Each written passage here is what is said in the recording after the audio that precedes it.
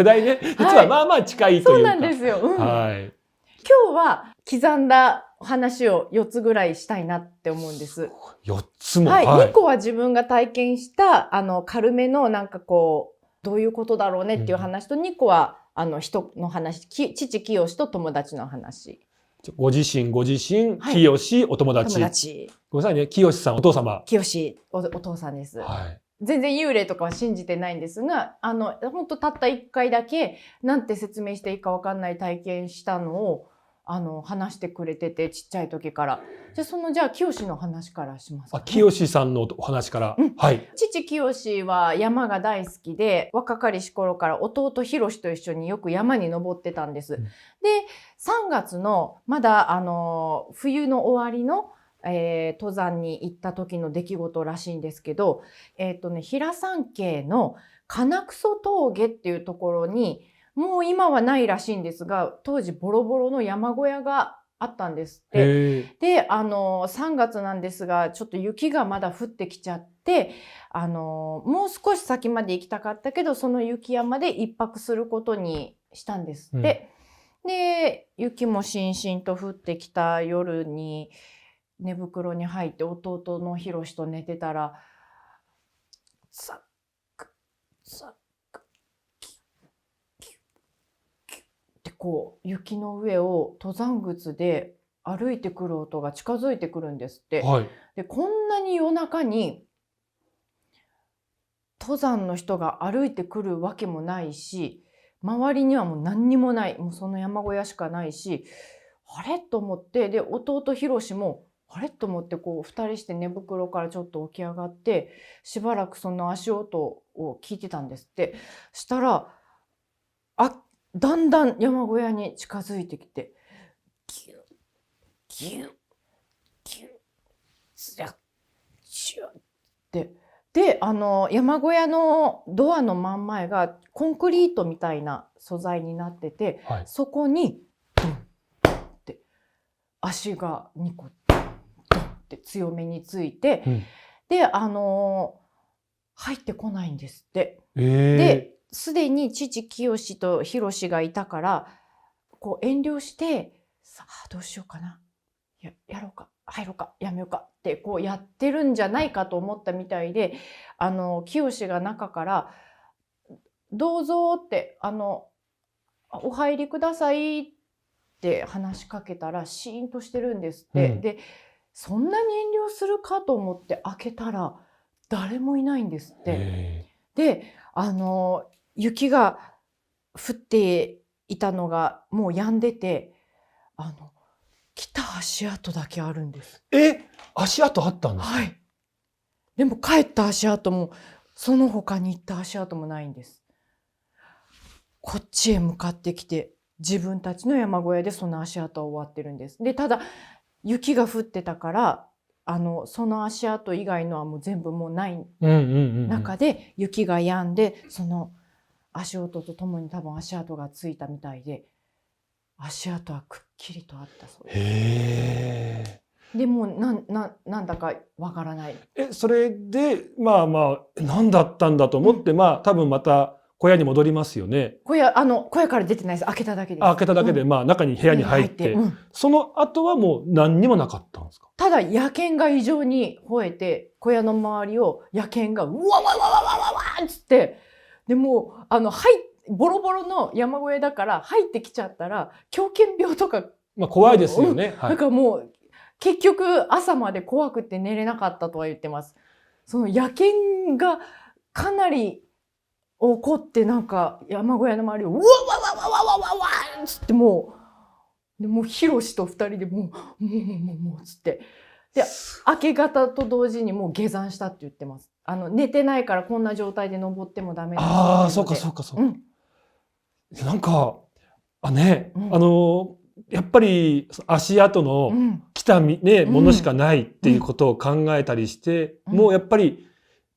生きてる人間ではなかったのかなって思っちゃうじゃないですか。でやっぱりこう雪山ってそういったお話多いじゃないですか。本当ですか？多いんです多いんです。でさらに野犬という、まあ動物たちが騒いでたっていうのが、僕ら人間よりもね、そういったこうね、感覚が鋭いでしょうから、そうですね。何かそういったものを感じ取ってこう吠えてたのかなって。騒いでたのかもしれないですね。小屋の周りでもう、うわわーってもうすごい勢いで、うわーっつって、もうヒロシと2人でガタガタ震えてたんですって。なんで笑いながら話すんですか？なんかそんななんか自分のその野犬の鳴き声やるたびになんか自分でちょっとツボ入っちゃってるんですけど。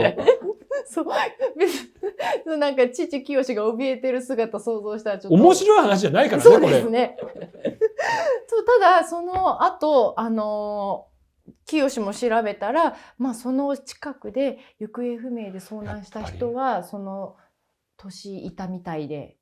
それでなんとか山小屋を目指してた。だけども、たどり着けずに亡くなってしまったということなのかもしれないですね。かもしれないです。だから未だにこうやって山小屋に、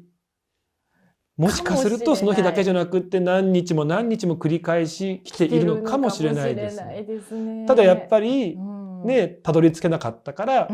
中に入れないのかもしれないですよね。の可能性もあります。で、清も未だにあれは何やったんやろうなって。でもその1回だけなんです。清もそういう説明つかない体験したの。で、あとこれまた話変わるんですけれども、私は京都で生まれ育ったんですけれども、三条大橋のたもと近くにもう今は潰れてるかもしれないけど、チェーン店のコーヒーショップがあったんです。はい、今違うお店に変わってると思います。で、そのチェーン店に友達と2人で入ってお茶しようって言ったら、その友達が「いやちょっとここはごめん、はい、もう怖くて入れへんねん」って言って、で違うお店に変えて、で違うお店で「え、なんであそこ入れへんの？」って聞いたら、ついその1ヶ月前に恐ろしい体験をそこでしたのって。コーヒーショップで？はい。1階で買って階段上がってって2階でそれを飲むっていうような、そういうスタイルというかスタイルのお店だったんですけど、1ヶ月前にその友達が若干霊感のある友達と一緒にお茶するためにそこに入ったんですって。で買って上に上がって置いて、まだ全然何にも飲んでない段階でその友達が「お願い、もう周りをキョロキョロしないですぐこっから出よう」って。で「なんでやねん」って「一口も飲んでへんやないか」っつって「いやいや」っつったら「違う違う違う違う、本当にもうそのまま置いてすぐ早くやばいやばい」っつってもう「うわっ」つってその子の手引っ張ってザーって階段降りる時も「あー」って言いながらもう階段ダーって降りて、でバーって外出て「振り返んないで早く」っつってもううわーってもう引っ張って橋渡って、で橋渡ったところで「何?」ってもう「やめて怖い、なんなん?」って言ったらその女の子が言うには、もうボロボロの甲冑着た落ち武者が一人ずつお茶してる人の顔をじーっとこう覗き込んで、こうやって見えてないか確認して。お客さん他にもいっぱいいらっしゃったんだけども、はい、その一人一人にそうやってこう確認して回ってた。そうです。顔覗き込んでこうやってで見えてなかったらスーってまた隣の方のお客さんとかカシャンカシャンって言ってこうやってでその子が立って逃げる時に見えてるのがバレてうわーってもうガシャンガシャンガシャンガシャンって甲冑の音させながらもう全力で走ってきたんですって。でもう「あーはー!」っつって逃げたっていう。で私京都にいながらにしてその土地で何があったかとかあんまり歴史を知らなくて、でその友達の話を聞いて三条大橋で検索してみたら、三条の河川敷が処刑場所で晒し首を三条大橋でやってたんですね。そうですね。でそれこそ平将門の晒し首もそこでされたり、あと石川五右衛門で石田三成、近藤勇、名だたるもう500年前からずっとそうやって晒し首にされてた場所が三条大橋だっていうのを後から知って、はあ、怖って、私が体験したやつではないんですけれども。よく聞くんですよ。うんやっぱ霊もね、うん自分の存在が分かる人のところにやっぱりうん気持ちも分かってほしいしっていうので、うんだからこう霊感ある人がうんもう気づいたってバレちゃうと霊がもう、ね、ついてきちゃうからもう見えても見てない、気づいてないふりするんですって。そうだから友達も見ちゃダメってキですよねョロキョロしないで、何にもキョロキョロしないでいいから